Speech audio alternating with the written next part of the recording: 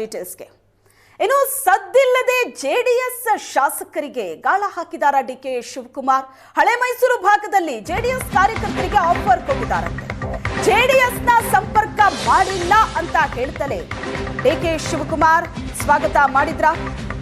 ಸದ್ದಿಲ್ಲದೆ JDS ಶಾಸಕರಿಗೆ ಗಾಳ ಹಾಕಿದಾರ. ಹಾಗಾದ್ರೆ ಡಿಕೆ ಶಿವಕುಮಾರ್, ಜೆಡಿಎಸ್ನ ಯಾವ ಶಾಸಕರ ಜೊತೆ ನಾನು ಮಾತಾಡಿಲ್ಲ, ಕಾರ್ಯಕರ್ತರಿಗೆ ನ್ಯಾಷನಲ್ ಪಾರ್ಟಿ ಸೇರ್ಬೇಕು ಅನ್ನೋ ಆಸೆ ಇದೆ, ಅದಕ್ಕೆ ಬನ್ನಿ ಸೇರ್ಕೊಳ್ಳಿ ಅಂತ ಹೇಳಿದ್ದೀನಿ. ಡಿಸಿಎಂ ಡಿಕೆ ಶಿವಕುಮಾರ್ ಕೊಟ್ಟಂತಹ ಸ್ಟೇಟ್ಮೆಂಟ್ ಇದು. ಇಂಥದೊಂದು ಆರೋಪವನ್ನ ಕುಮಾರಸ್ವಾಮಿ ಅವರು ಕೂಡ ಮಾಡಿದ್ರು. ಶಾಸಕರನ್ನ ಸೆಳೆಯೋ ಪ್ರಯತ್ನ ಕಾಂಗ್ರೆಸ್ ಮಾಡ್ತಾ ಇದೆ ಅಂತ, ಅದಕ್ಕೆ ಪೂರಕ ಅನ್ನೋ ಹಾಗೆ ಒಂದಷ್ಟು ಬೆಳವಣಿಗೆಗಳಾಗ್ತಾ ಇದೆ. ಸದ್ದೇ ಇಲ್ಲದೆ ಜೆಡಿಎಸ್ ಶಾಸಕರಿಗೆ ಡಿಕೆ ಶಿವಕುಮಾರ್ ಗಾಳ ಹಾಕಿದಾರ. ಹಾಗಾದ್ರೆ ಇದಕ್ಕೇನು ಉತ್ತರ ಕೊಟ್ಟಿದ್ದಾರೆ ಡಿಕೆ ಶಿವಕುಮಾರ್? ಕಾರ್ಯಕರ್ತರಿಗೆ ನ್ಯಾಷನಲ್ ಪಾರ್ಟಿ ಸೇರ್ಬೇಕು ಅನ್ನೋ ಆಸೆ ಇದೆ, ಅದಕ್ಕೋಸ್ಕರ ಬನ್ನಿ ಸೇರ್ಕೊಳ್ಳಿ ಅಂತ ಹೇಳಿದ್ದೀನಿ. ಸಿಂಪಲ್ ಆಗಿ ಸ್ಟೇಟ್ಮೆಂಟ್ ಕೊಟ್ಟಿದ್ದಾರೆ. ಆದ್ರೆ ಈ ಸಿಂಪಲ್ ಸ್ಟೇಟ್ಮೆಂಟ್ ಆದ್ರೂ ಸಹ ಜೆಡಿಎಸ್ ನಲ್ಲಿ ಬಹಳ ದೊಡ್ಡ ಹಲ್ಚಲ್ಗೆ ಇದು ಕಾರಣ ಆಗಿದೆ.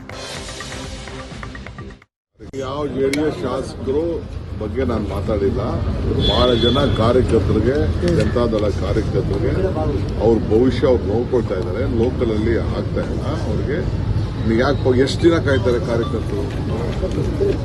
ಅವ್ರೆಲ್ಲರೂ ಒಂದು ದಾರಿ ಬೇಕಲ್ಲ, ಒಂದು ನ್ಯಾಷನಲ್ ಪಾರ್ಟಿ ಬೇಕಲ್ಲ ಅವ್ರಿಗೆ.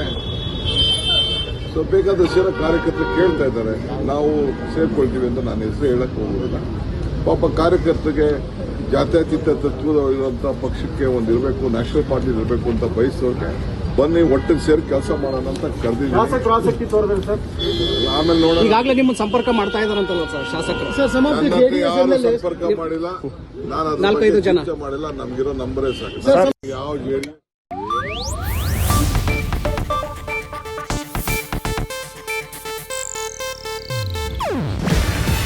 ಇದು ಏಷ್ಯಾನೆಟ್ ನ್ಯೂಸ್ ನೆಟ್ವರ್ಕ್ ಪ್ರಸ್ತುತಿ. ನೀವು ನೋಡ್ತಿದ್ದೀರಾ ಏಷ್ಯಾನೆಟ್ ಸುವರ್ಣ ನ್ಯೂಸ್.